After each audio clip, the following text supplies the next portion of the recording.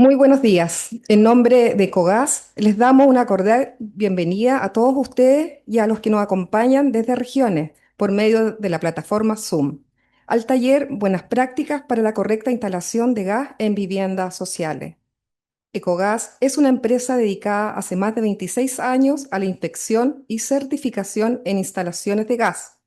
Desde 1998, prestando el servicio en forma ininterrumpida, cumpliendo siempre la normativa exigida por la SEC, siendo la primera empresa en lograr la acreditación ante el Instituto Nacional de Normalización, INN, como organismo de inspección. Ecogas cuenta desde el inicio con la mayoría del mismo personal técnico, generando una alta confiabilidad en el servicio entregado, personal con acreditación vigente, y es uno de los organismos de inspección con más inspectores acreditados por la SEC. Queremos agradecer a las empresas que nos acompañan hoy en esta jornada. Para Ecogas es muy importante la participación de la SEC, Superintendencia de Electricidad y Combustible, y además de contar con el apoyo de Dimaco, auspiciador oficial de este seminario. Dimaco cumple 70 años acompañando al sector de la construcción y aportando a la seguridad de las instalaciones de agua y gas en Chile. Su compromiso es elevar los estándares técnicos del país. Es parte fundamental de que encuentros como este puedan realizarse. Muchas gracias por el apoyo. Para comenzar, dejo con ustedes a Gabriel Roa, Barrio Nuevo, gerente general de Cogas, quien nos dará unas palabras de bienvenida. Adelante, Gabriel. Muy buen día, mucho gusto. Gracias por haber venido. Eh, Como hay temas importantes a tratar, así que voy a ser bien breve. Agradecido por la asistencia. Para nosotros siempre ha sido importante la inducción en el área, en la industria del gas, porque sabemos que tenemos harto que entregar y ese es nuestro valor agregado. Siempre estamos como certificadores de gas, estamos constantemente viendo falencias en las instalaciones y eso la hemos sistematizado para poder hacer este tipo de seminarios. Aprovecho de decirles que tenemos una parrilla grande de cursos, así que al final parece que hay un correo donde ustedes pueden sugerir qué tipo de capacitaciones desearían para futuro, centrales técnicas, decreto supremo 222 y 66, análisis comparativo, prueba de hermeticidad, soldadura fuerte, etcétera. La idea es que podamos seguir mejorando la industria a través de la inducción. Solamente eso, nuevamente agradecer la superintendencia, a la señora Hilda Cabello, jefa del Departamento de Combustible de la SEC, y a Eric Bejar por haber apoyado este seminario, y también a IMACO, que es nuestro exclusivo auspiciador que está haciendo posible este evento. Estoy muy contento con la sala, la verdad que no conocía el lugar, así que creo que es bastante cómodo. Eso, sin más decir, muchas gracias y ojalá que, bueno, hay una mesa redonda al final del taller, que creo que es lo que ustedes más valoran, porque ahí se va a permitir un espacio para hacer consulta. Y así que, bienvenido. Eso, gracias. Gracias, Gabriel. Para dar comienzo a las charlas de esta jornada, invitamos a pasar adelante a la señora Hilda Cabello, jefa de Departamento Técnico Sistemas Combustibles de la SEC. Por favor, Hilda.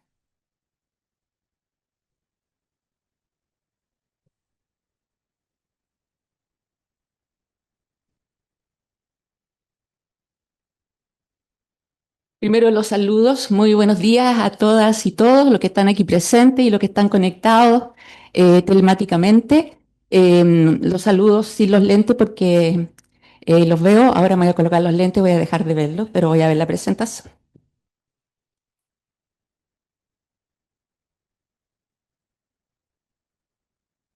Nos convoca el taller que realiza el organismo de certificación Ecogas, Buenas prácticas para la correcta instalación de gas en viviendas sociales.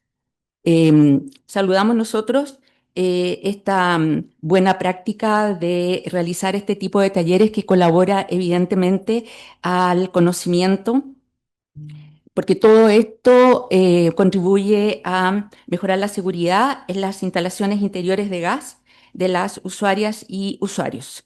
Yo traigo el saludo de nuestra superintendenta, la señora Marta Cabeza, y nuestra jefa de división, la señora Maricel Lavín.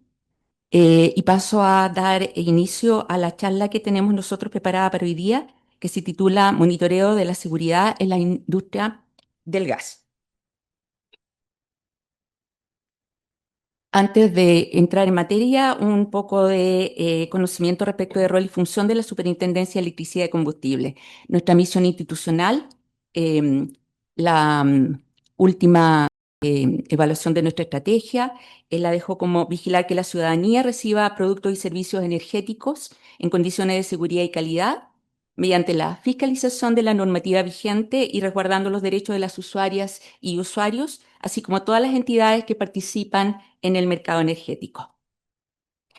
La Superintendencia de Electricidad y Combustible, bien saben ustedes, es un organismo del Estado de Chile funcionalmente descentralizado que se relaciona con el gobierno a través del Ministerio de Energía.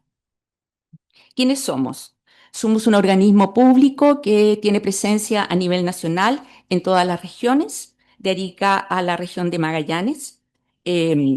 Estamos conformados con una dotación de 374 personas, mujeres 161, hombres 223.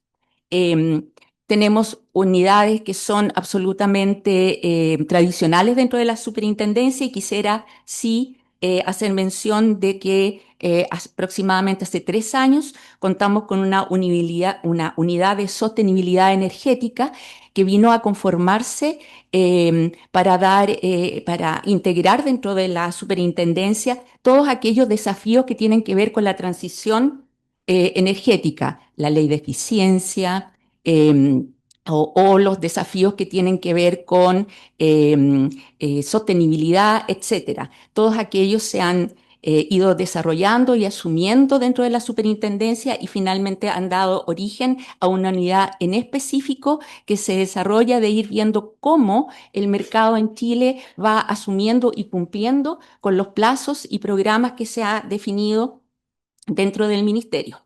Y asimismo, dentro de nuestra propia división de ingeniería de combustible, que tradicionalmente ha estado conformado por las unidades de combustibles líquidos, combustibles gaseosos e inspección, también hemos ido incorporando nuevos desafíos en temas de combustibles sólidos y tenemos conformada una unidad de biocombustibles sólidos y también en los últimos 3 años hemos ido incorporando nuevas unidades de tal manera de hacer frente e ir incorporando los nuevos desafíos que están dados por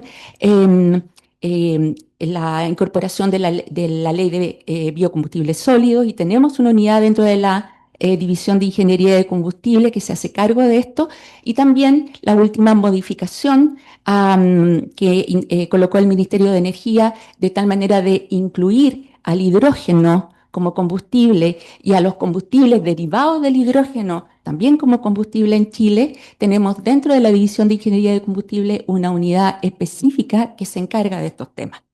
De tal manera que ahora dentro de la superintendencia reconocemos la unidad de participación y experiencia ciudadana, la unidad de normas y estudio, la división jurídica, la división de ingeniería de electricidad y la división de ingeniería de combustible. ¿Cuáles son nuestros temas como un organismo de fiscalización? Evidentemente, la seguridad de las instalaciones, las operaciones, los productos y la continuidad del suministro y la calidad tanto del energético y del servicio que las empresas prestan a la ciudadanía. Ahora sí. ¿Cómo es que desarrollamos esta función? Esta función la desarrollamos de varias maneras. Tradicionalmente, esto se hace a través de la participación directa de nuestros fiscalizadores en terreno, lo que llamamos fiscalización en terreno o fiscalización directa, detonada por la ocurrencia de accidentes, por reclamos o por denuncias. Me dijeron que con el puntero, si yo hacía así, acá, pero no caerme. Detonada por fiscalización en terreno, accidentes, reclamos o denuncias. Pero también hemos desarrollado en el tiempo, y eso ustedes lo conocen, la fiscalización tercerizada mediante el concurso de organismos que autorizamos y de profesionales que también autorizamos, que permite abordar efectivamente mercados masivos. Y acá no solamente estamos hablando de instalaciones, sino que también abordamos productos. Y acá tenemos el sello SEC para los productos, los artefactos, etcétera. Pero también tenemos para las instalaciones y tenemos los sellos verdes en edificio, el sello verde colegio, el sello verde salud, etcétera. Y así también hemos incorporado en los últimos años la fiscalización masiva de información a través de que nos permite tener mayor cobertura y pone el énfasis en la captura de información y se soporta en las tecnologías de información. Parte de eso es lo que yo les quiero mostrar en esta presentación.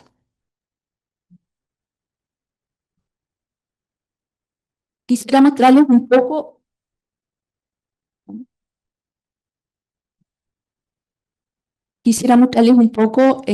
respecto del mercado del gas, algunos datos. El mercado de la distribución del gas tiene dos elementos fundamentales en lo que es su distribución.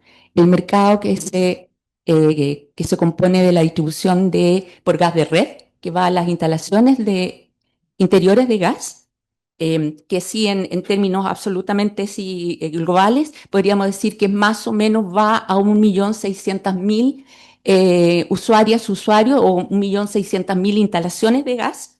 Y el otro gran segmento, que podríamos resumirlo así, de 4,5 millones, que se abastece o obtiene su energía para uso térmico, etcétera, a través de cilindros de gas licuado. Entonces, 1,5 millones, 4,5 millones. El 1,5 millones se abastece a través de redes que llevan gas natural o gas licuado. Ese 1,5 millones de clientes de gas de red, como nosotros lo denominamos, ahí está la conformación. Acá se los traje. Aproximadamente 1 millón, cifras así globales, es con gas natural y tenemos en gas licuado aproximadamente 650.000. Un total, lo que yo les decía, 1,600,000.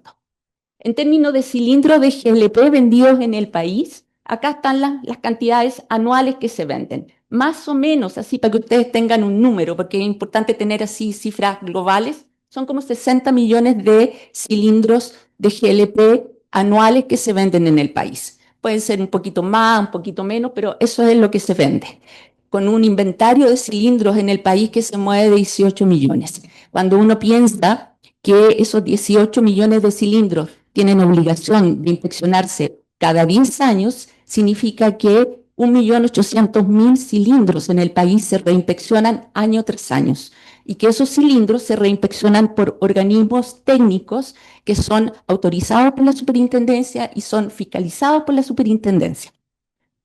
Lo que yo estoy tratando de hacer, por si acaso, no sé, el objetivo no queda bien relevado, es que esta es una industria muy grande que tiene muchos actores y fundamentalmente tiene una cobertura de todo el país. Acá está precisamente lo que yo les decía, cómo se distribuye el mercado. Y acá están las ventas de GLP granel en el país. Acá es bien importante para que ustedes vean que este es un mercado que crece. Este no es un mercado que vaya en disminución, y eso también es bien importante verlo. El mercado, acá si bien hay distribución de gas natural, si ustedes se fijan, y esto es bien importante que lo tengan así presente, la cobertura de la distribución por comunas en Chile dice que el gas licuado se distribuye en el 91% de las comunas de Chile y el gas natural se distribuye en el 23% de las comunas de Chile.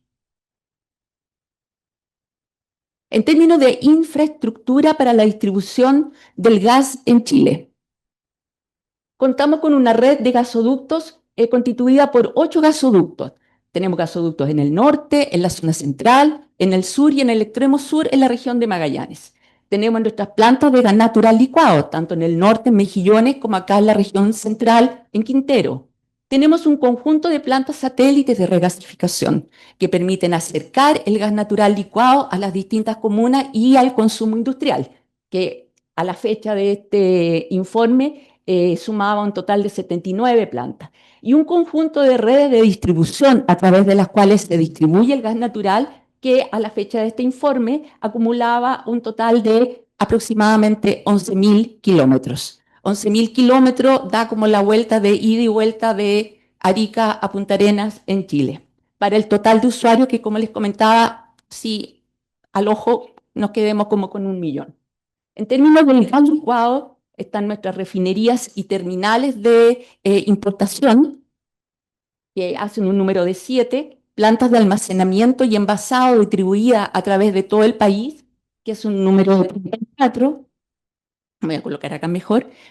Acá hay la red de camiones de transporte granel, que la vemos por nuestras calles y caminos todos los días, que son alrededor de, estos ya son, no me atrevo a decir que son la cifra, pero son los inscritos en la superintendencia, aproximadamente de 1.100. Lo que les decía, el inventario de cilindros de GLP, los que se llenan todos los días, los que salen a la distribución, etcétera, 18 millones de cilindros, y las centrales de GLP y redes de media presión, aproximadamente 105.000, distribuidas por todo el país, que son los conjuntos de tanques y redes con los que se distribuye el gas licuado a todos los usuarios. Y el conjunto que les decía de centrales en todo el país. El año pasado se inscribieron en la SEC un total de aproximadamente 72.000 instalaciones interiores de gas. Lo que está ahí como en ese colorcito medio gris son las nuevas, y las que están abajo en ese colorcito medio turquesa son las que existentes que sufrieron alguna modificación y se volvieron a inscribir. Y ahí están distribuidas las comercio, educación, etcétera. Por lo tanto, si bien el número es probablemente menor que otros años, aquí hay un mercado que es permanente, es un mercado que sigue en movimiento. Esto tiene todo un marco normativo.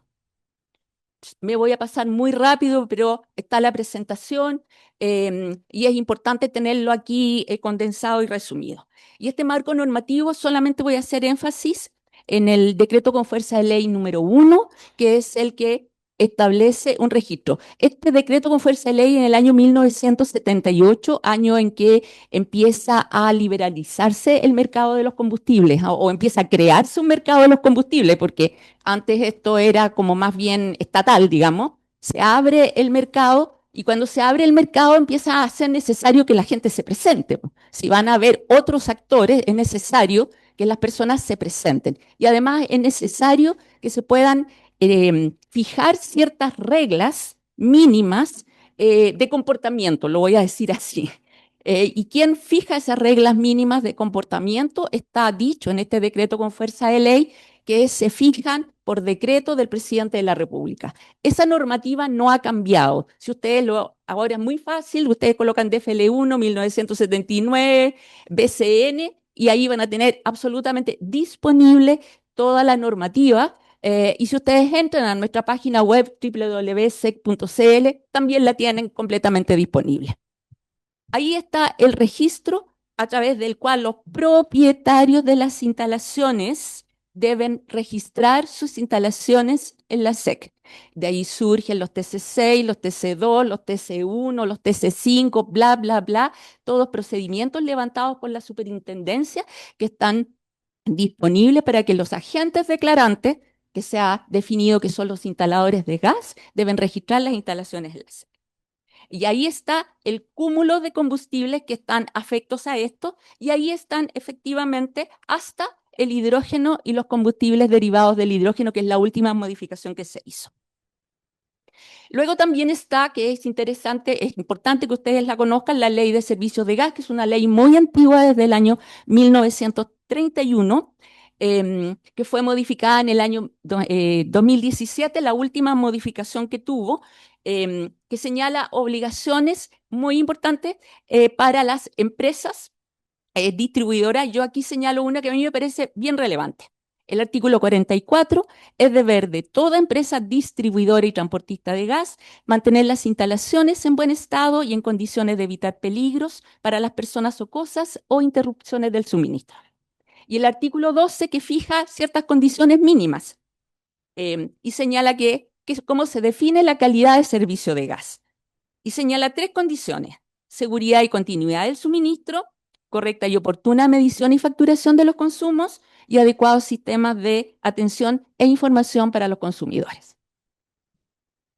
Acá simplemente los menciono, son los reglamentos de seguridad, requisitos mínimos de seguridad que deben cumplir las instalaciones en las etapas de diseño, construcción, operación, mantenimiento, inspección y término definitivo de operaciones. Y coloqué el reglamento de seguridad para las instalaciones de gas licuado de petróleo, para transporte y distribución de gas de red, para seguridad de plantas de gas natural licuado y el reglamento de servicio de gas de red todavía vigente.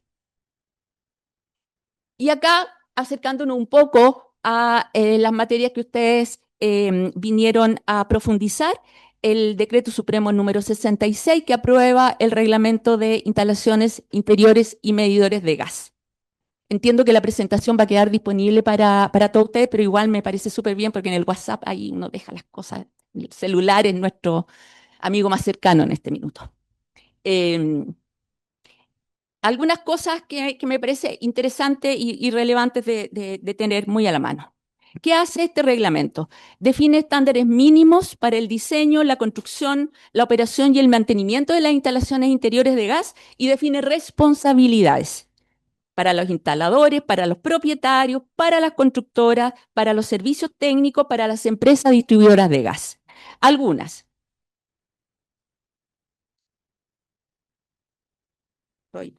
Tengo acá lo voy a leer acá. Las instalaciones con defectos detectados en las inspecciones deben ser regularizadas. El propietario debe mantener en buen estado las instalaciones. Los proyectos deben ser realizados por instaladores de gas. Las instalaciones nuevas y sus modificaciones tienen que cumplir con los requisitos de diseño que dicta el reglamento. Y acá coloqué algunas obligaciones que deben cumplir los instaladores de gas y enseguida, porque pregunté más o menos el perfil de la concurrencia, puse el resumen de las obligaciones para las constructoras. Así que también esta la pueden así.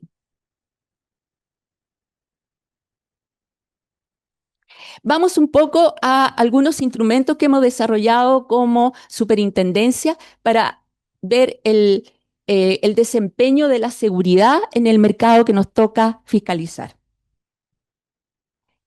Para monitorear que las instalaciones y las operaciones y el uso de los recursos energéticos no constituyan peligro para las personas y las cosas, nosotros hemos implementado un conjunto de indicadores de desempeño. Y este conjunto de indicadores, lo que medimos son la cantidad de emergencias en la distribución de los combustibles, específicamente en la distribución de gas. ¿Qué es lo que nosotros medimos? Las emergencias específicamente de fuga, de inflamación, de explosión y de intoxicación por monóxido de carbono. Y las medimos tanto en las instalaciones de las empresas como en las instalaciones de los usuarios. Y tenemos dos indicadores, que son los que están acá. Emergencias por cada 1000 clientes de gas y las emergencias por cada 10.000 cilindros vendidos. Por cada 1000 clientes de gas va dirigido al segmento de gas de red, gas natural y GLP que se distribuye por redes. Y por cada 10.000 cilindros vendidos va dirigido al segmento del GLP envasado. Acá están las definiciones con calmita ustedes después en su casa, todos los que son Mateos y Mateas, más Mateas que Mateos a lo mejor. Esto tiene sesgo de género, lo siento, chiquillos.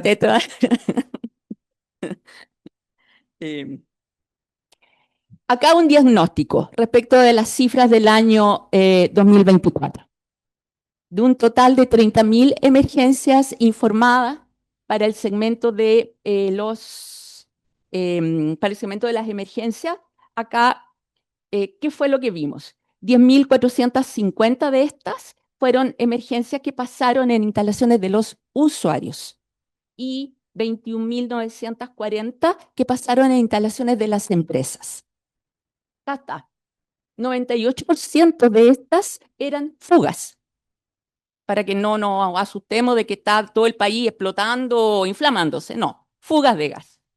68%, que corresponde a este número, en instalaciones de las empresas, 32% restante en instalaciones de las personas, o sea, de nosotros, dentro de nuestras casas. ¿Dónde? Específicamente, dentro de la información que pudimos rescatar.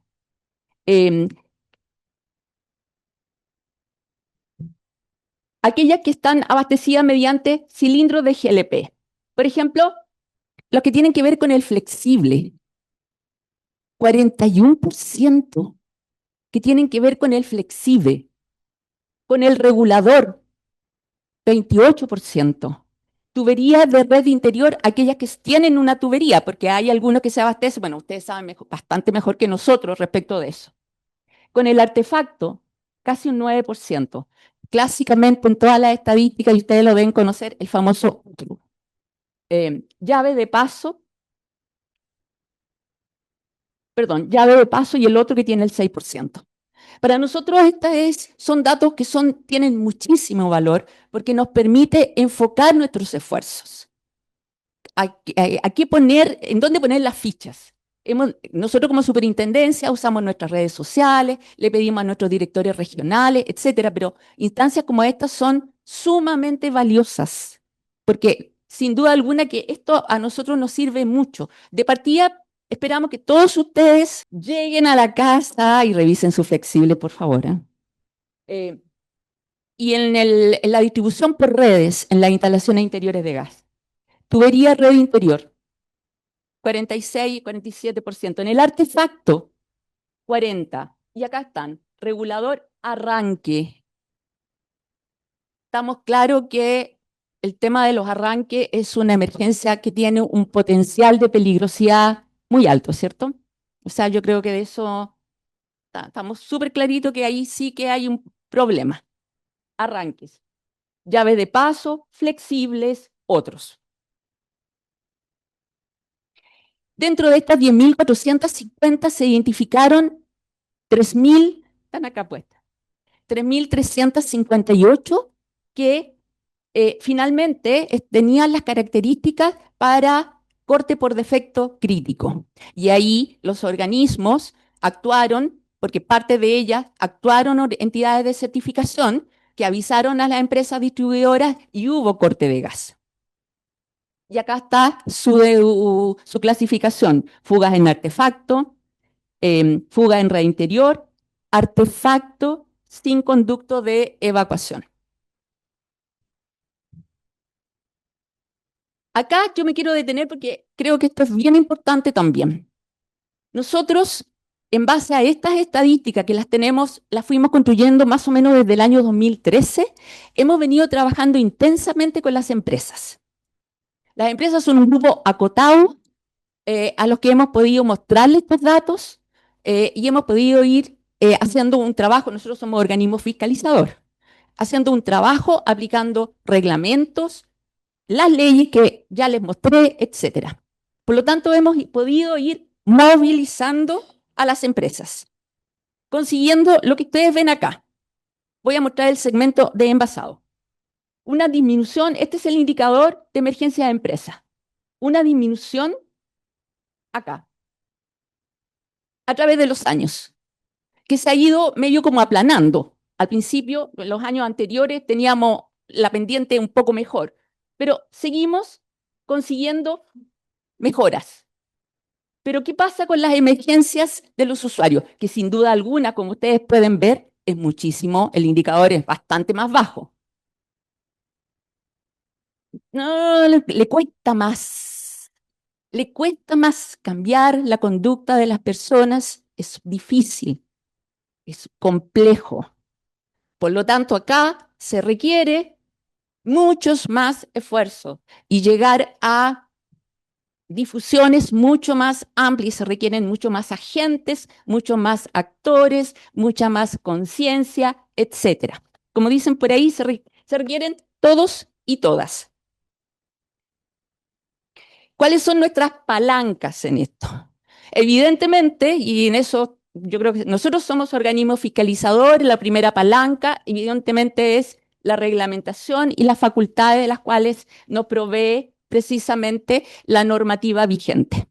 pero también hay otras.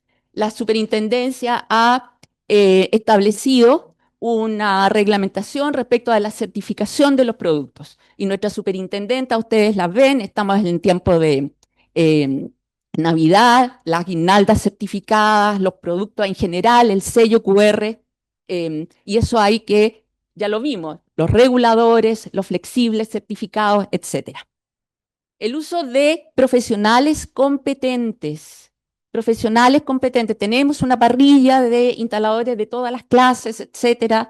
La obtención de licencia, etcétera. Tenemos que concurrir y no cejar los esfuerzos porque esté el conocimiento disponible y estén las competencias en todos aquellos que participan en el diseño, la construcción, la instalación, etcétera, etcétera, etcétera, de las instalaciones de combustible y en forma específica de las instalaciones de gas. Y por eso es que nosotros siempre vamos a estar disponibles, Gabriel, la gente de Ecogas y la gente en general de las entidades, a participar de estas iniciativas y de estos seminarios. La revisión de las instalaciones a través de entidades de certificación autorizadas, etcétera, y la difusión a usuarios. Nosotros hemos visto en el tiempo que esta es una tarea difícil. Todavía nuestro monitoreo es muchísimo más amplio. A medida que vayamos teniendo logros, los vamos a ir disponibilizando. Para el próximo año estamos ya desarrollando las estrategias para tener una presencia mucho más masiva que nos permita ir mejorando nuestra presencia de manera tal de,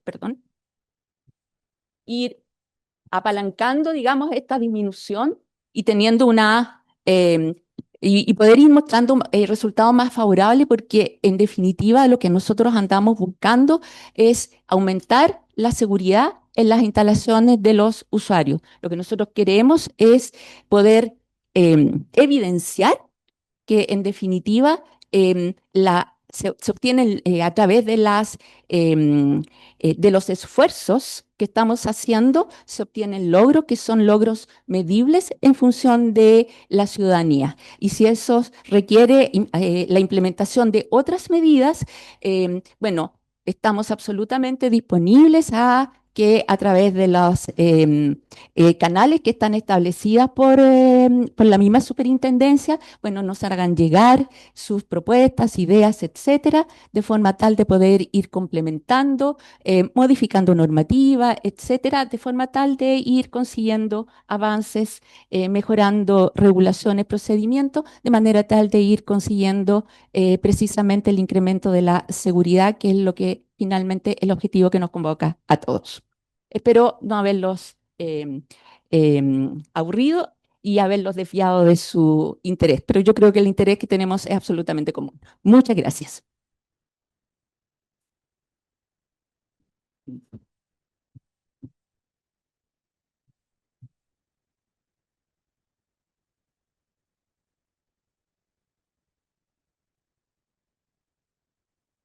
Agradecemos la presentación de Hilda Cabello de la SEC. Para quienes están conectados por Zoom desde regiones, nuevamente agradecemos su presencia y comentarles que en el chat dejaremos o hay un mail para que nos envíen sus consultas. Para los presentes también habrá un espacio de consulta en el panel de conversación que se realizará al finalizar esta jornada. Ahora, para seguir con este taller técnico, dejo con ustedes a José Luis Angulo, inspector supervisor, y a Miguel Chirinos, jefe de operaciones y calidad, ambos de la empresa Ecogas. Ellos nos darán una exposición sobre las buenas prácticas para la correcta instalación de gas en viviendas sociales y cumplimiento normativo en el marco de los programas DS19 y DS49. Adelante, Luis y Miguel.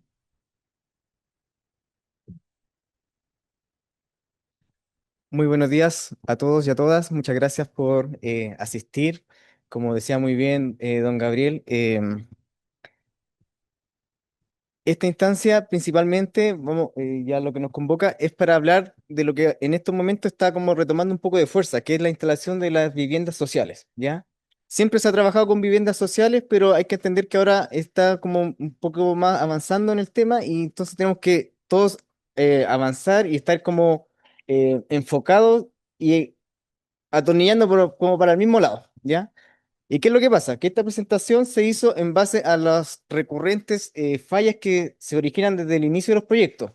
Probablemente hay muchas aristas que vamos a pasar de largo, pero para eso hay una instancia previa y después de esta pequeña presentación para que se eh, resuelvan esos temas, pero si empezamos a hablar del gas, obviamente ustedes saben que podríamos estar mucho más rato y podríamos estar todo el día discutiendo ciertos temas. Entonces, partiendo con eso, y a honor al tiempo, junto al área técnica, que es el gerente técnico que es Gustavo Carvajal, Miguel Chirino y yo, se hizo una presentación bien didáctica para que veamos lo que se vivencia en las constructoras o no necesariamente en las constructoras, sino que a través de instaladores que hacen sus proyectos individuales, los principales errores que hay. Entonces, como les mencionaba, esto está apuntando a lo que es el cumplimiento normativo para este tipo de instalaciones. Entonces, ¿cuál es la particularidad que tiene este tipo? Que se van a utilizar cilindros de gas, ¿ya? Y los cilindros de gas, todo esto como no es antojadizo, aparece en la norma me indica cómo yo tengo que hacer la instalación de gas de estos cilindros, y en este caso puntual, en este tipo de viviendas. DS19 y DS49 que, como les digo, está empezando a retomar mucho más este tipo de instalaciones. Entonces, como esta instalación ya está en la normativa, precisamente capítulo 8 artículo 61 si no me equivoco, de ahí en adelante empieza a hablar de los cilindros de gas. Hay una pequeña parte de la norma, aunque sea breve, pero me dice cómo yo tengo que hacer este tipo de instalaciones. Entonces, vamos a ver el abastecimiento con el cual se van a suministrar estas viviendas, los principales trazados que tiene esta disposición, condiciones particulares que hay que tener en consideración para la instalación del artefacto, requerimientos específicos de las ventilaciones de los recintos para la instalación y los errores más recurrentes, ¿ya? Como les digo, probablemente van a haber otras situaciones que no van a estar descritas, pero esto es a modo general. Entonces, partiendo principalmente con la instalación en terreno, nos encontramos con esta figura. Instalación de 11 o 15 kilos de cilindros de gas. Y nos encontramos con esto. ¿Dónde instalo mis cilindros? Y desde aquí ya empezamos con la problemática desde el inicio de los proyectos. Insisto, esto aplica desde todo, desde el proyectista, desde el constructor hasta el instalador, entonces todos tienen que estar como enfocados y alineados con este tema, ¿ya? ¿Por qué? Porque ustedes saben que un error o un detalle que no se vio va a ser un dolor de cabeza para todos, desde el área técnica hacia abajo, porque si no se vio un trazado, no se vio un enchufe, no se vio, etcétera, modificar una instalación, en este caso se empieza a multiplicar. Entonces los gastos asociados son mucho mayores y empieza como el dolor de cabeza para todos, ¿ya?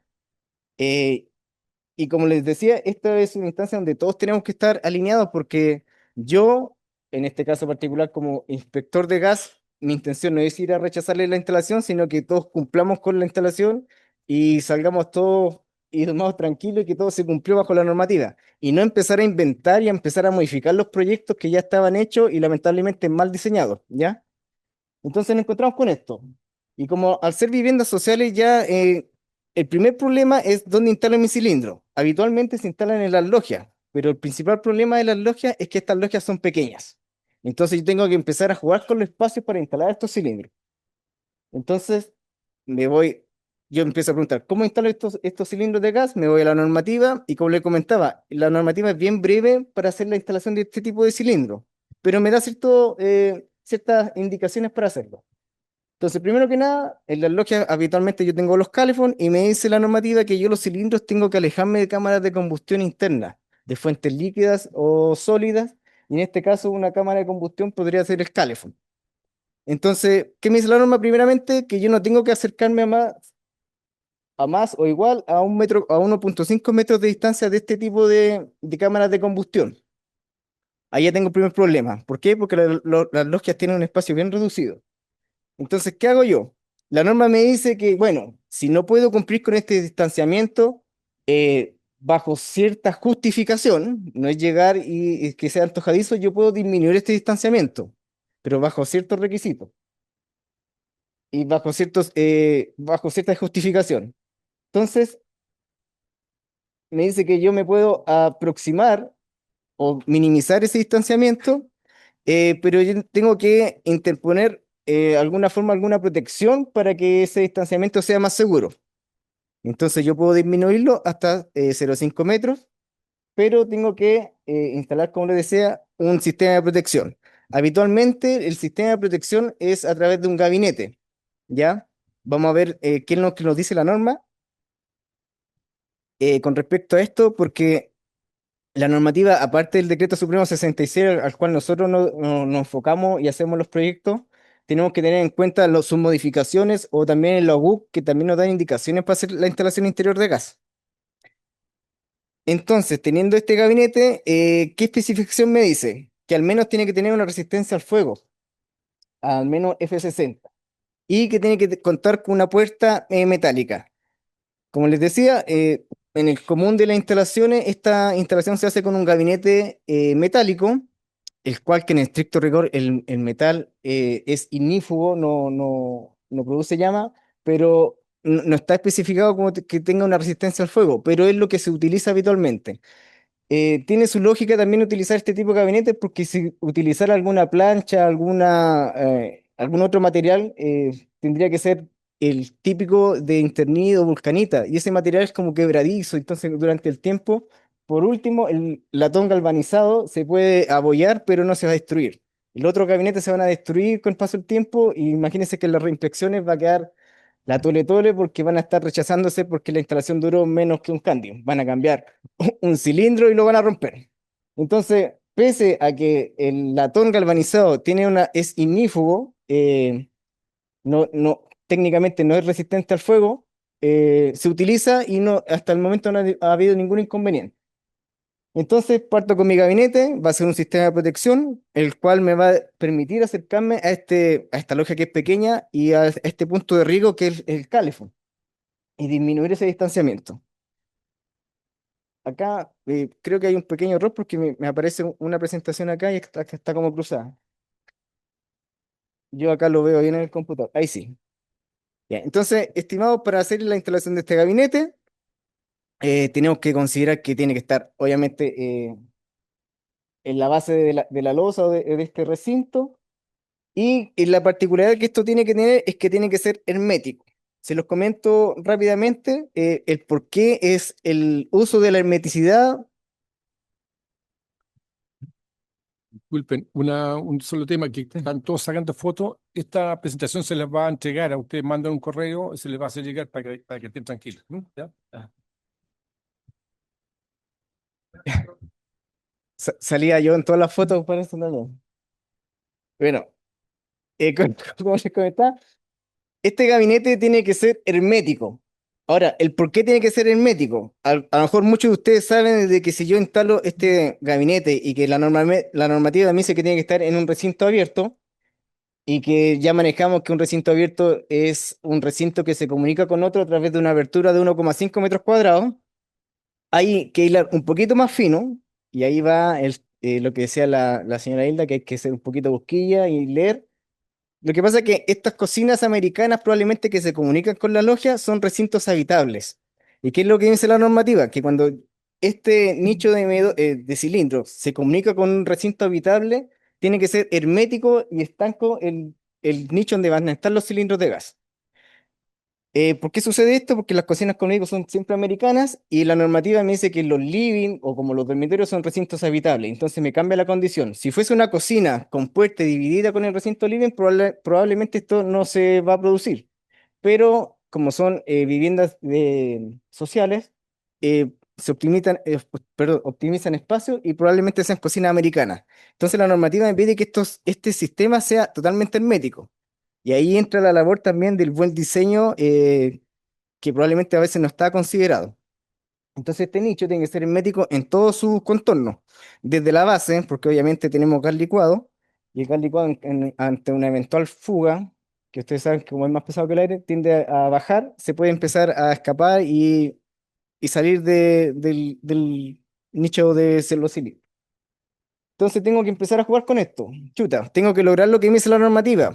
Lo que dice la normativa, no el inspector que va a certificar para que diga, chuta, usted me lo está rechazando. Es porque lo dice la normativa. Tiene que ser hermético porque me comunica con este recinto. Entonces, ¿esto cómo se logra? A través de un burlete de goma, un correcto sellado en la base del nicho de los cilindros, y para lograr la efectividad también de esta hermeticidad, ¿qué es lo que yo le puedo agregar? En este caso podría ser unos pestillos, ¿ya? Todo esto no sale en la norma, obviamente la norma solamente me exige que sea hermético, pero estas son posibles soluciones. Si a alguien se le ocurre una solución mucho mejor, bienvenido sea, pero esto es lo que habitualmente se hace y se recomienda porque o sea, sirve para cumplir con lo que me dice la normativa. Pestillo en ambas puertas para que haga el sello y si es necesario, en una de las puertas colocar a lo mejor una pletina y otro sello más, porque en la parte central probablemente estos como son hojalaterías, e insisto, esto va de la mano de quien supervise, quien hace este trabajo. Si no está bien hecho el nicho, el gabinete, probablemente se empieza a descuadrar y si la puerta no está bien hecha, van a quedar aberturas y va a ser motivo de rechazo. Acá también quería hacer como un hincapié de que la normativa de gas pide siempre lo mínimo, ¿ya? Entonces, como buen chileno estamos acostumbrados a trabajar con lo justo y necesario. En este caso, por ejemplo, si tiene una pequeña abertura, se tiene que cumplir. No porque lo pida uno o sea antojadizo, sino que porque la normativa lo pide, tiene que ser hermético. Y si me queda una puerta descuadrada y tengo se puede ver hacia el interior, eso está mal hecho, ¿ya? Entonces hay que hacer las cosas como corresponde, al igual que el distanciamiento eléctrico, ¿ya? No vamos a hablar de eso ahora mucho, pero la normativa me dice, por ejemplo, que tiene que estar mínimo a 60 centímetros de punto de canalización eléctrica a la red de gas. Yo creo que del 99% de todas las instalaciones que nosotros vemos a nivel país, las instalaciones la hacen pero justo, al callo. Si no la hacen a 59 centímetros, a 60, siendo que tienen espacio para jugar. Y eso es porque no viene, de hecho, desde un principio en el proyecto. Entonces, es que hay que empezar como a lo mejor cambiar un poquito el chip y bueno, si pueden tener el distanciamiento eléctrico a 80 centímetros es lo ideal, pero lo hacen siempre a 60. Entonces, no es necesario. Recuerden que la normativa me pide siempre lo mínimo. Parto de ahí, ¿ya? Entonces, justo con eso tenemos el nicho medidor. Ah, y otra cosa importante que también hay que considerar es que desde ahí van a nacer las tuberías de gas. Y eso, como va a ser una perforación probablemente en el nicho o en el gabinete, esa perforación también tiene que cumplir con la estanqueidad. Se tiene que hermetizar y colocar una vaina de protección porque ustedes saben de que la tubería de gas de cobre no puede estar en contacto con otro tipo de metal y se tiene que hacer su aislación correspondiente. Todo eso son detalles y que se tienen que informar porque en la práctica esos detalles no lo hacen. Entonces, recuerden que esto es lo más recurrente.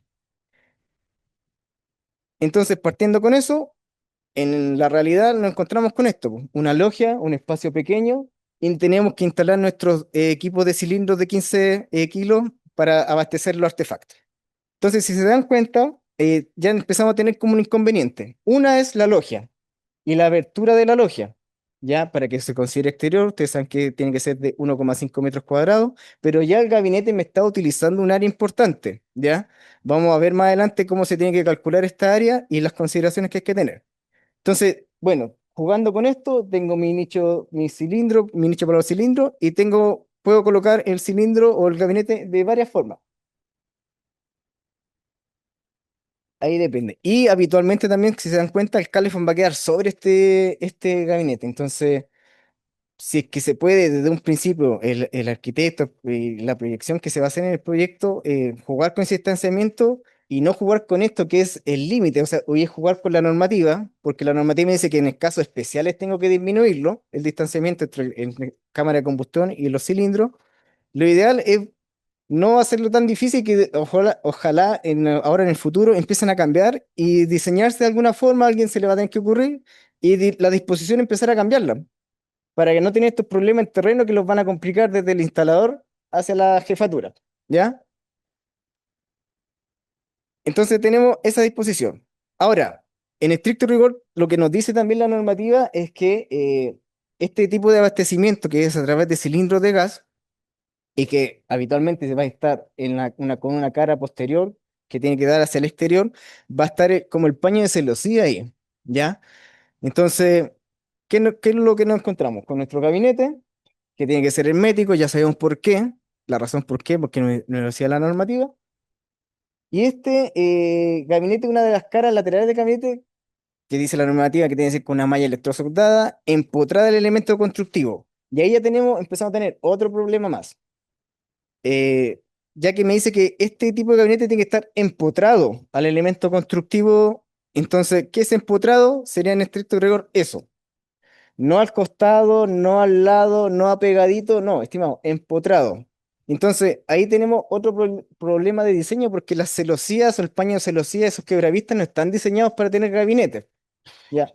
Siendo de que desde la normativa ya me está indicando desde 2006, esto no ha cambiado, me dice que esto tiene que estar empotrado, etcétera. Entonces, nadie ha leído, nadie ha diseñado un sistema que a lo mejor se ve incluso hasta a lo mejor bien, y desde los paños se lo decía diseñar un espacio apto para los gabinetes y que quede empotrado y se vea de forma correcta. Pero habitualmente nos encontramos con esto. Hacen la construcción, hacen los perfiles, colocan la celosía y después instalan mi gabinete y ahí empiezo a chocar con otro tipo de construcción. Entonces, en estricto rigor, como decía, esto tiene que estar empotrado. La cara exterior tiene que dar directamente al exterior en caso, obviamente, por seguridad y por fuga. Entonces me encuentro con esta figura y lo que se hace es, donde está el paño de celosía, se acerca el... Perdón, que aquí yo voy más rápido que la presentación. Se va acercando este nicho hacia la cara exterior de la construcción, en este caso en la logia, en la parte de la celosía. Y se acerca. Entonces ahí vamos a tener que cumplir con lo que dice la normativa. Como esto no va a poder estar empotrado, yo tengo que acercarme lo más posible y para cumplir la normativa voy a tener que hacerle un sistema estanco también. ¿Cómo se podría evitar que a lo mejor ese diseño de la celosía ya venga con un vano para que quede con algún diseño bonito, quién sabe, y pueda cumplir con lo que me dice la normativa? Entonces me tengo que acercar lo más posible a la normativa, quedar totalmente apegado. Lamentablemente tengo que jugar con los espacios. Pero a veces también nos encontramos con el siguiente problema, que las logias por diseño de construcción, que ahí también nos damos cuenta de que no se estuvo pensando en el proyecto de gas, muchas veces no llegan a piso, desde cielo a piso las celosías. Y con lo que nos podemos encontrar es con esto, con alguna especie de bigón invertido o antepecho, y entonces me empieza a cambiar la configuración de la instalación de gas. Y me empieza a complicar porque ahora, siendo gas licuado, el nicho se presenta un problema porque no tengo cómo evacuar correctamente con la ventilación inferior hacia el exterior, que es lo que me pide la norma. Ahí vamos a ver también las alturas mínimas para esa ventilación. Entonces nos encontramos con este problema. ¿Qué es lo que yo podría hacer? Insisto, estos son los casos habituales que se ven y que se podrían eliminar desde un inicio del proyecto, ¿ya? Pero si nos encontramos con esto, ¿tiene soluciones hasta ahora? Que en este sentido podría ser lo siguiente. Mi nicho o gabinete de cilindros tendría que yo, entre comillas, como elevarlo, ¿ya? ¿Y cuál es el problema de esto? Eh, que si yo lo elevo, si yo lo elevo, me encuentro con varios inconvenientes. Una, el área libre del paño de celosía probablemente ya no me está cumpliendo con el 1,5. Entonces, al momento de medir, yo voy a ir, le voy a rechazar la instalación. Lo segundo, es la altura. Y lo tercero, que si ustedes no se han dado cuenta, que el distanciamiento entre el califo y el nicho probablemente ya no va a cumplir los 50. Entonces ya estamos jugando con la normativa y eso no es lo ideal. En ponerse creativo no es lo ideal en este tema del gas, ¿ya? Entonces, pero sucede, ¿ya? Por si acaso, por eso se pone en este ejemplo.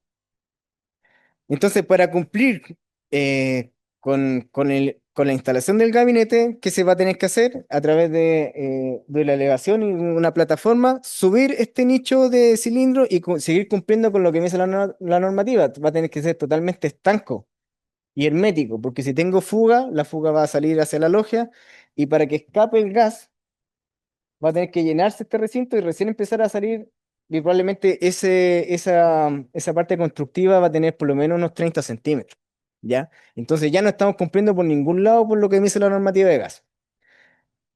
Entonces, ahí como están los dolores de cabeza y el tire de afloja, se empiezan a buscar esta alternativa. Entonces, una de las alternativas sería elevar el nicho con los cilindros, hacerlo totalmente hermético y al recinto donde evacúa o está instalado estos cilindros de gas van a tener que tener unas especies de celosías. Entonces, estas celosías, como nosotros sabemos que el gas licuado no permite ventilaciones indirectas, tienen que ser directas al exterior, y pensando también de que la cocina, la puerta de la cocina está evacuando acá, tengo que, una, cumplir con el área perdón, mínima de 1,5, que en este momento yo creo que estamos como al límite. Casi siempre estos vanos, para usted su conocimiento, uno los mide sin paño celosía, sin nada, y me está dando el 1,5. Yo le pongo una aleta de algo y ya no estoy cumpliendo. Entonces, realmente se juega con el límite.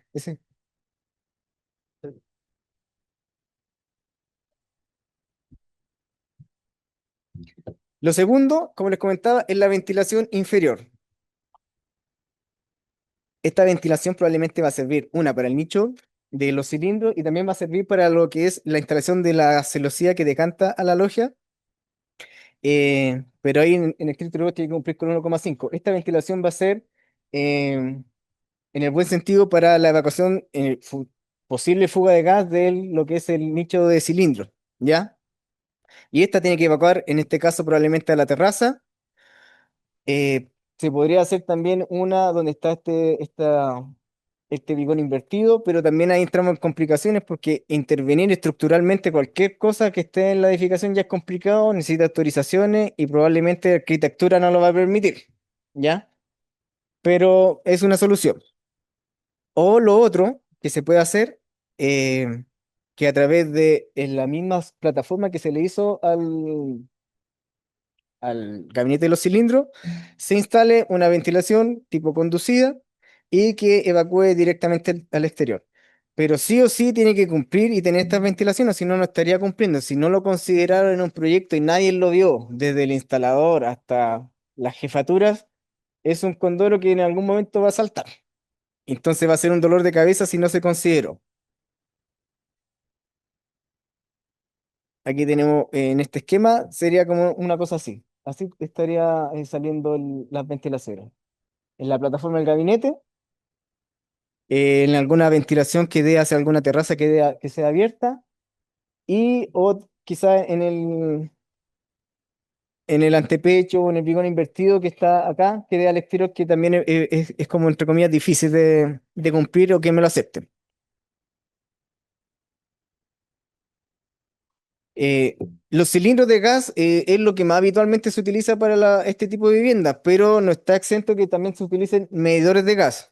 A todo esto, viviendas sociales puede también ser gas natural y de red y gas licuado de red, ¿ya? Estamos enfocados netamente, como le decía, hay muchas aristas que no se van a tocar, esto es como una pincelada, pero se tienen que ver muchas más cosillas.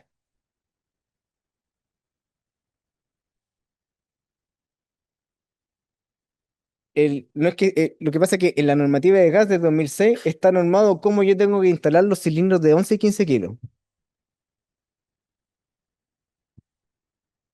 Depende de la constructora, si quiere dedicarse a hacer viviendas sociales, lo puede hacer. No, no es que esté obligado, no, si es un proyecto. Es que es lo habitual que se va a hacer, pues la vivienda social se supone que por los recursos, etcétera, no van a instalar otras cosas. Sí. Depende del proyecto, ¿ya? Entonces, estimado, como le decía, también podemos utilizar cilindros, o sea, perdón, medidores de gas. Y estos también habitualmente están instalados apegados a la fachada del edificio, como se muestra en la imagen. Esto también tiene que cumplir con ventilación, etcétera. Y una de las cosas también que se ven, bueno, ahí se ve la imagen que de ahí nacen y se reparten para los departamentos, es que si se dan cuenta, ahí también tengo un distanciamiento que muchas veces no se considera, ¿ya? Y que es el distanciamiento al tránsito vehicular. La normativa me dice que tiene que ser mínimo 3 metros, y si en el caso de no cumplirse ese dicho distanciamiento para proteger los nichos medidores, que aunque ustedes no lo crean, yo he visto cómo a veces los vehículos chocan los nichos medidores que tengan este espacio, se tiene que interponer algún sistema adicional de protección. Entonces, ese sistema adicional de protección pueden ser a través de perfiles metálicos, también eso cabe o es depende del ingenio de la persona que está haciendo el proyecto, pero tiene que tener algún tipo de protección adicional porque no estaría cumpliendo el distanciamiento a los 3 metros de tránsito vehicular y para proteger los cilindros perdón, los medidores de gas. Otra de las configuraciones que también nosotros tenemos al instalar viviendas sociales, en este caso medidores de gas, es que el nicho de los medidores no está pegado a la fachada del edificio, ¿ya? Entonces acá empezamos también a hilar más fino y empezar a ver varias cosillas más. Cómo yo llego a alimentar los artefactos a la edificación y cómo yo llego con la red de gas a ese tipo de instalaciones. Entonces, lo que se hace comúnmente es que a través y esto también está especificado en la normativa, a cuánta profundidad tengo que ir yo con la red de gas, viajo desde los medidores de gas a través de terreno natural en este caso y tengo que alimentar los departamentos. ¿Qué es lo que pasa acá? Que muchas veces no se ve y por buenas prácticas tienen que considerarlo. De algún lado viene la matriz que alimenta estos medidores de gas. Y el problema es que cuando yo tengo matrices de gas licuado, el gas licuado tiene muchas más restricciones que el gas natural. Y cuando yo me encuentro con esta figura, habitualmente también cerca de los nichos medidores, yo me encuentro con cámaras de alcantarillado, de niveles, o probablemente en el peor de los casos subterráneos, o estacionamiento subterráneo. Y ahí la norma se pone muy compleja. Y entonces, insisto, para no empezar a buscar alternativas y empezar a colocarnos todos creativos para salvar el proyecto, esto tiene que estar pensado desde un inicio y alguien tiene que verlo, ¿ya? Y insisto, esto también desde el instalador, desde el maestro hasta la jefatura, si alguien no lo ve y el que lo ve tiene que informarlo. ¿Por qué? Porque modificar un proyecto así va a costar, uno, mucho dinero y en estos momentos lo que más, entre comillas, importa cuidar. Entonces, esta instalación, si tiene gas licuado, tienen que fijarse que no esté cercano a cámaras de alcantarillado y que tampoco en mi edificación esté contemplado a lo mejor algún desnivel, a un -1, un estacionamiento, ¿ya? Y principalmente, ¿por qué? Porque la media presión, que es responsabilidad de la empresa distribuidora, lamentablemente a lo mejor tampoco no hay mucha supervisión ahí llegan a lo que es el nicho medidor y no toman en consideración esto. Pero lamentablemente, como yo veo baja presión y desde el medidor hacia el interior y veo las restricciones del nicho de los medidores, el medidor sí me condiciona ese distanciamiento y de alguna forma igual se empieza a requerir. Entonces, ese distanciamiento se tiene que considerar, ¿ya? Entonces, ¿qué es lo que se ha optado muchas veces? Ahí tenemos como una especie de jardinera también que a veces se encuentra, es que para el gas licuado, como es un poco más complejo, se hace todo a la vista, ¿ya? Entonces a la vista yo ya puedo empezar a cumplir con ese distanciamiento. Existen varias formas, se colocan unas especies de rejillas, plataformas para que no estén expuestas a daños mecánicos la tubería de gas, pero existen soluciones, ¿ya? Y todo eso se puede ver al inicio del proyecto,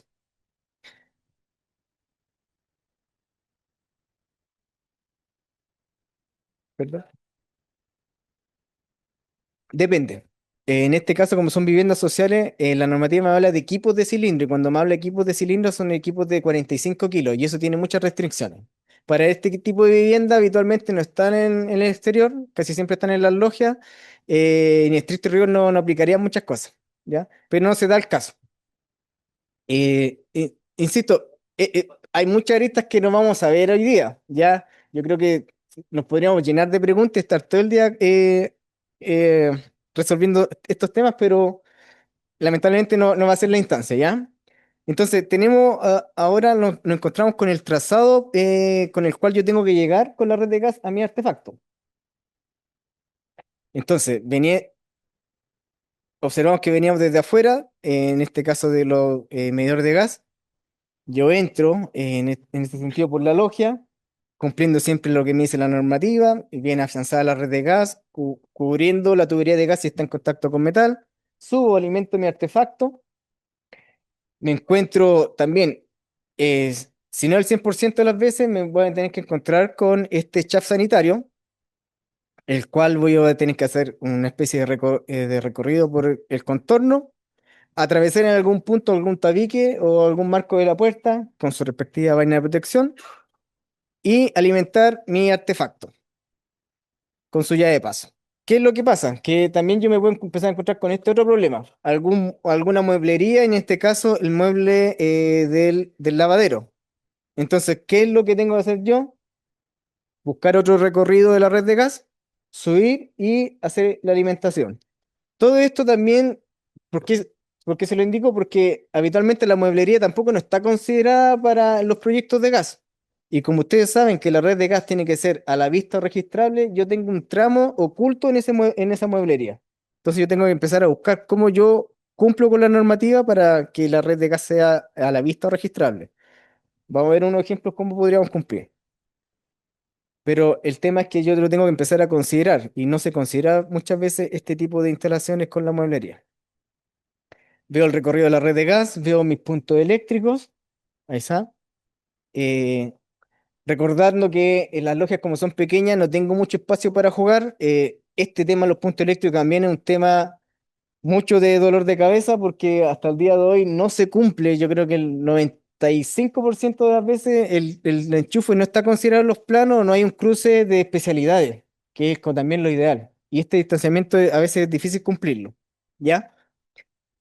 Habitualmente me voy por abajo, veo el distanciamiento, voy súper bien, ahora voy llegando a la cocina, pero me encuentro con esta parte que tengo que ahora también solucionar y que otro problema que se suma a cuando hago la instalación de gas. Entonces, para cumplir con ese distanciamiento, eh, empiezo a buscar otro recorrido de gas, podría ser subir un poco la tubería de gas. Todo esto se ha hecho, por si acaso, ¿ya? A veces uno dice, no, pero lo más lógico es por otro lado, pero por X motivo, buscando soluciones, a veces se empieza a optar por otro tipo de recorrido. Entonces, sí, quiero que mi tubería de gas quede a la vista y no quería destruir el mueble porque al final nunca se dio la autorización. Bueno, busco otra alternativa, subo un poco más la tubería de gas y me voy por la parte posterior de la mueblería. Y en este caso, la mueblería, abro, entre comillas, las puertas de ese mueble y ahí empezaré a notar que existe la tubería de gas. Entonces ahí ya podría quedar a la vista registrable. ¿Ya? A lo mejor no empieza a cambiar la parte estética, pero cumpliría. El tema es que acá tiene que cumplir. Lo estético, lamentablemente, nosotros no vamos a estar cuestionando que no se vea bonito, pero va a cumplir la normativa, ¿ya? Pero al subirlo me puedo encontrar con este inconveniente que ya los enchufes no me van a estar cumpliendo con el distanciamiento. Entonces, lo vamos a ver, estimado. Eh, sí. Mire, lo otro recorrido que podría hacer entonces para solucionar este problema es cambiar el recorrido para que cumpla la parte eléctrica donde está cercano al calefón y así hacer el recorrido nuevamente y cumplir. Entonces, alternativas hay varias, ¿ya? El tema es que bueno, se vea bien y que sea aprobado o considerado desde el inicio del proyecto, ¿ya? En este caso, entonces ahí cumpliría con el distanciamiento y me elevo después para no estar interviniendo en la mueblería del departamento.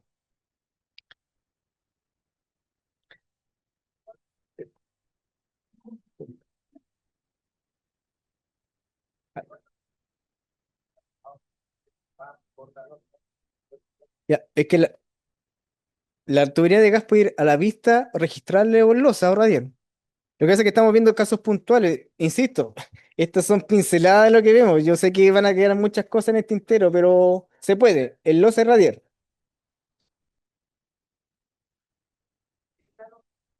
Es que puede ir en la losa, normativamente puede ir en la losa. Losa, radial, a la vista registrable. Esas son las tres condiciones, ¿ya? Entonces, buscando otro recorrido de la tubería de gas, podría ser este. Pero ahí ya me empiezo a encontrar con a lo mejor una luminaria que nadie la vio y va a ser un motivo de rechazo. Correr una luminaria igual es complicado porque eso viene directo de la losa también, ¿ya? Entonces, si se dan cuenta, hay que tener el ojo bien abierto ante cualquier modificación. Y el que no está pendiente de las modificaciones o se le ocurre una idea, tiene que estar, pero absolutamente al tanto de todo lo que dice la normativa. Probablemente hubiesen hecho ese recorrido y la luminaria no la hubiesen visto, ¿ya? Entonces, la luminaria también es un punto en el cual yo me tengo que distanciar.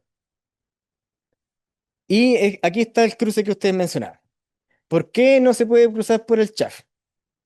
Porque acá la UC interviene y me dice que yo en los chats sanitarios no puedo hacer ningún cruce de ninguna otra especialidad, por ejemplo, menos gas, ¿ya? Aunque se hayan buscado alternativas para cumplir con este distanciamiento y obviamente evitar esa vuelta en el chat, que todos podríamos llegar a la conclusión de que a lo mejor no es muy estético y lo más directo puede ser eso, lamentablemente no hay una respuesta positiva, ¿ya? Porque la UC ya está bien clarita en el tema y dijo que por ese chat no puede haber nada. Este es chat sanitario, de ventilación, no puede cruzar ningún otro servicio. Aunque se haya presentado a lo mejor como proyecto o como idea una instalación totalmente estanca, ¿ya? Ahí va a cambiar la imagen. Ahí tenemos ese esquema donde se podría haber solucionado ese problema, pero para su conocimiento eso no puede ser, ¿ya? Bajo ningún tipo de montaje yo puedo cumplir y atravesar un chaf. Simplemente me dice que yo no tengo que cruzar por chaf y no importa si eso es hermético, tengo una vaina de titanio, no me interesa. No tiene que pasar por ahí, ¿ya? Entonces, considérelo, ¿ya? Tiene una razón de ser y es esa. La normativa lo dice, en este caso la UC. Bueno. ¿Qué se ha hecho? Este esquema que ven usted acá a continuación se está utilizando y fíjense que no es tan invasivo y se ve relativamente bien, ¿ya? El verlo en terreno es totalmente distinto.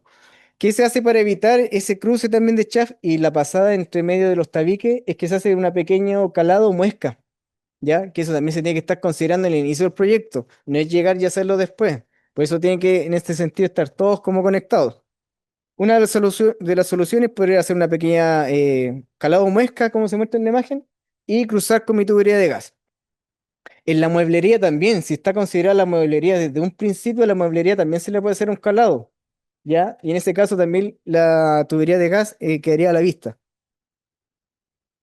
Y así cumpliríamos con lo que me dice la normativa de gas y el inspector que va a revisar no va a encontrar ninguna forma de objetarlo porque está cumpliendo la norma, ¿ya? Si se dan cuenta, todo tiene solución, pero tiene que estar pensado desde un inicio del proyecto, ¿ya? Y como una de las últimas alternativas, viniendo con mi red de gas desde el exterior, subo, alimento mi artefacto sin ningún problema, cumplo con los distanciamientos, y el recorrido de gas, si me complicaba y no podía mover la luminaria, etcétera, tendré que buscar otro lado y cruzo desde arriba y alimento de alguna forma también mi artefacto, ¿ya? Soluciones hay. Hay muchas, pero se pueden evitar algunos recorridos o gastos innecesarios en el proyecto. Y alimento en este caso después mi cocina. Ya. Otro de los consideraciones que hay que tener en la instalación de gas en viviendas sociales es la conexión de los artefactos. Entonces, otro problema que tenemos nosotros acá son los espacios que tenemos que nos deja en el proyecto para instalar este tipo de artefactos y que no se consideran. Hasta el día de hoy todavía siguen siendo a veces dolores de cabeza y no se consideran. Entonces, el espacio que yo tengo que tener para mi artefacto cocina tiene que tener por lo menos un estándar. Y ese estándar no se está considerando. Habitualmente también vienen con la mueblería al costado y esa mueblería tiene que cumplir también con cierto distanciamiento y con lo que me indica la normativa. Para su conocimiento, está o se estila de que el distanciamiento a la material combustible, ejemplo de la cocina, tiene que ser 5 centímetros como mínimo, pero a veces consideran solamente los quemadores, sobre los quemadores. Pero este distanciamiento es a todo el artefacto, por si acaso, ¿ya?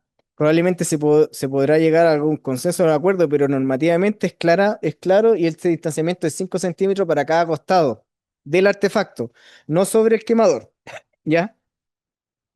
Entonces, si se dan cuenta, yo tengo que tener un espacio suficiente para dejar mi llave de paso, la cocina y el espacio ante la mueblería, ¿ya?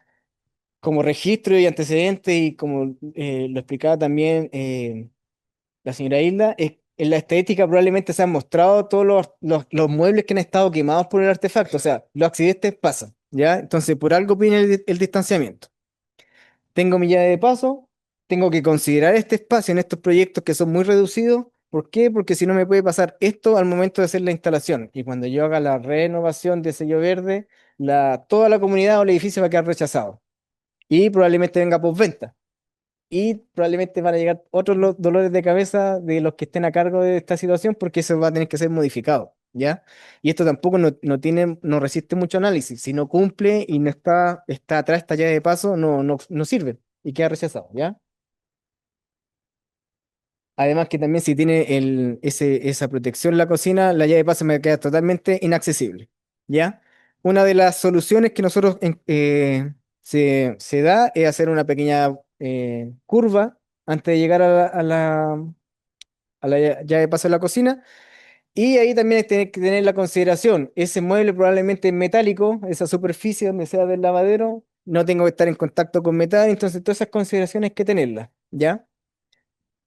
Otra de las formas que podría ser es que la red de gas vaya por la parte frontal y quedaría de esta forma, ¿ya? Esta es una forma igual bien recomendada por el tema del flexible, ¿ya? El flexible va a tener mucho menos daño, mucho menos estrangulación y es realmente eficiente. Ahí hay un tipo de conexión de flexible que va a la cocina y estaría cumpliendo una con el distanciamiento y aprovecho todos los espacios posibles, ¿ya?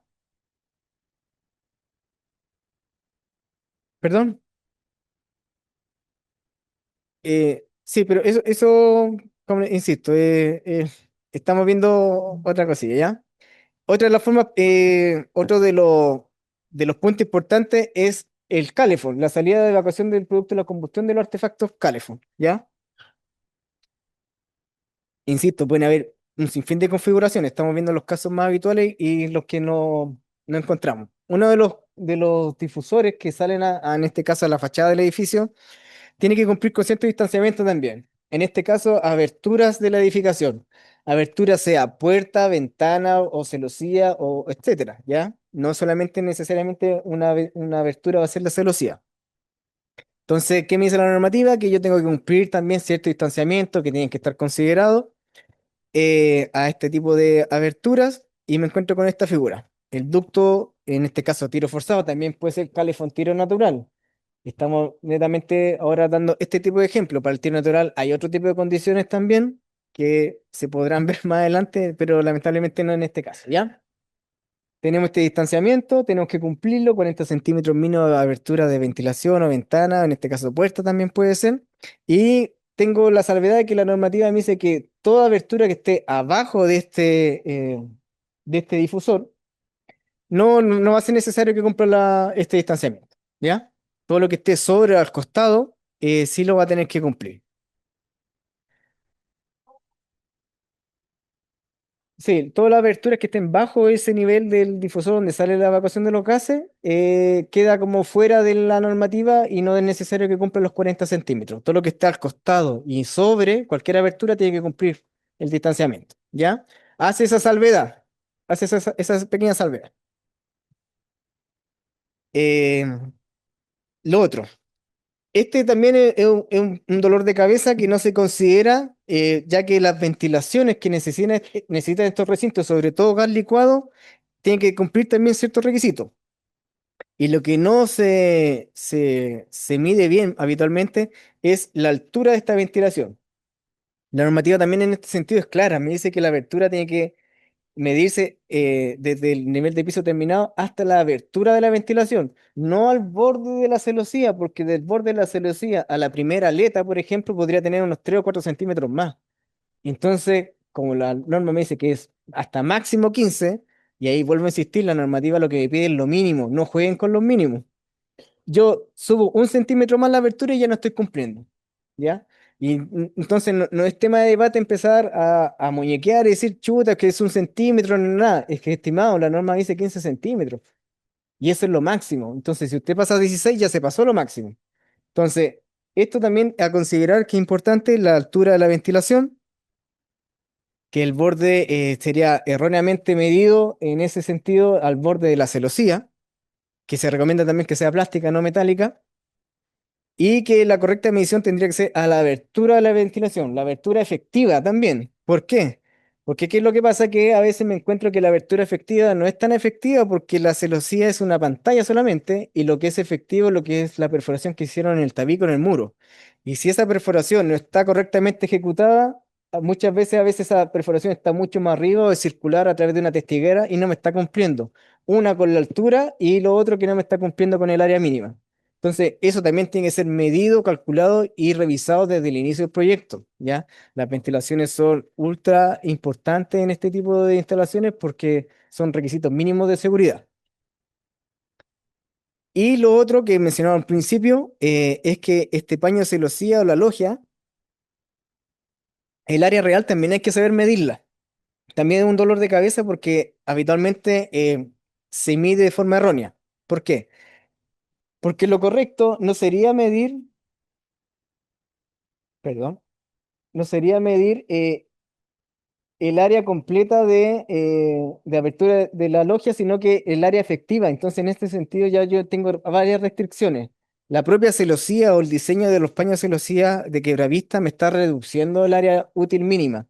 Insisto, estas instalaciones como son bien pequeñas, estoy jugando al límite con esta abertura y un par de aletas más que yo instale o no calcule bien, me está reduciendo el área mínima y esto sería un motivo de rechazo, ¿ya? Entonces, acá se indica la correcta medición para que ustedes sepan que habitualmente también se hace una medición directa, incorrecta de forma vertical cada abertura, pero eso no es lo correcto. Lo correcto sería medir de forma perpendicular acá, ¿sale? Y medir el correcto distanciamiento y la abertura de la aleta, más el vano que queda un poquito acá arriba. Pero es siempre lo estimado, lo efectivo, ¿ya? Eh, bueno, ahora un par de imágenes vamos a mostrar para que ustedes vean los registros que nosotros a veces sacamos en esta obra y es gracias a eso que hacemos este tipo de talleres y muchos más y profundizamos estos temas y después a continuación, después de esta imagen, los dejo con Miguel que va a seguir explicando un pequeño parte importante que es la parte documental, que a veces también, a veces nos apremia el tiempo y no tener esa parte documental nos puede quitar por lo menos unos 2 días de corrección. Entonces, ¿es importante también la parte administrativa? Sí, ¿ya? Entonces, estimado, lo dejo, mira, las imágenes para ir finalizando de algunos nichos de cilindros. Tenemos material a ojos quebradizos en esta parte de acá, no muy bien logrado a ojos con los espacios, probablemente los burletes de goma tampoco no estén logrados, y también la correcta salida hacia al exterior de la logia no esté también bien ejecutada. No se aprecia muy bien a ojos por la luz, pero tengo ahí el trazado de la tubería de gas que tiene que cumplir con la normativa, si en el caso está en contacto con metal tiene que cumplir. eh, Perdón, que aquí se demora un poquito más. Ahí abajo no se aprecia muy bien, pero esa parte está abierta. Le faltaba la silicona. eh, Tuberías de gas que están mal ejecutadas, totalmente alejadas del muro, sin afianzar. Y así un sinfín de imágenes más. Tenemos, mira, aquí claramente en el espacio pequeño que dejó en el proyecto. Ah, perdón. Para la instalación de la cocina, si se dan cuenta, aquí probablemente ni la cocina más pequeña me va a caber en ese espacio. Entonces ya es un problema, ¿ya? Y tengo el otro gran problema que nadie lo vio, es que tengo un enchufe para la cocina, que obviamente necesita a veces enchufe, pero no cumplo con el tema normativo del gas, ¿ya?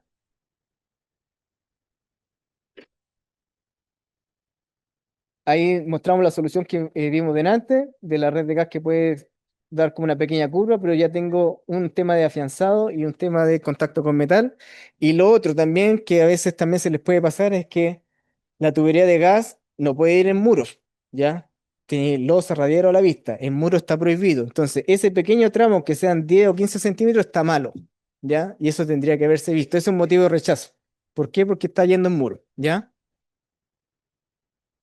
Distanciamiento del difusor, que también a veces lo encontramos, probablemente está como a 30 centímetros, tengo una ventana, no estoy cumpliendo con los 40, y un sinfín de indicaciones también, los difusores de gas tienen que cumplir con altos distanciamientos más. Ventilaciones también, las buenas prácticas, las ventilaciones tienen que ser exclusivas, una mala terminación en un tabique o veo pasar tubería eléctrica o el metalcom que está obstruyendo la ventilación me va a impedir cumplir con la normativa de gas. Nicho de medidores, correcta salida de los difusores a fachada, probablemente ahí también material combustible en la puerta, y eso estimado. Los dejo ahora con Miguel, que le va a aplicar. Sí, es que interesante el tema, pero no darle la vez a ustedes, tenga muchos temas. Pero la gran mayoría de aquí somos instaladores. ¿No? Y una de las cosas que vinimos a ver fue el tema del PEX al PEX. Ujú. Porque hay mucha ignorancia en el tema de la comunidad. Yo creo que deberíamos darle un millón de dólares para hacer, sino aprender, ¿sabes? Porque hay mucha ignorancia en el tema de instalación, sobre todo en viviendas sociales. Claro. El Bueno, tema, el pa- tema de Claro, estimado, insisto, van a haber instancias para hacer más capacitaciones y después va a haber una mesa redonda donde se puede... Ya, claro. de joven, que es válido, Claro. es el libro muy bueno. Nos faltó, yo creo que faltó ese tema de joven, o dedicarse, Sí. dedicar la charla. Eso igual se va, bueno, lamentablemente no se alcanza a ver ahora, pero se va a conversar, ¿ya? Lo dejo con Miguel.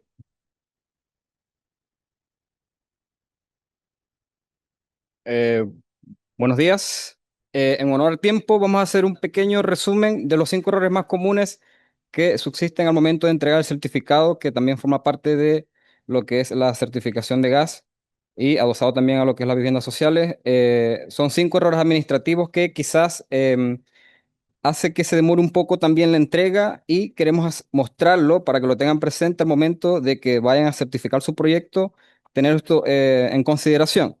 El primer error común que tenemos es la inconsistencia entre el certificado TCC y el certificado de número.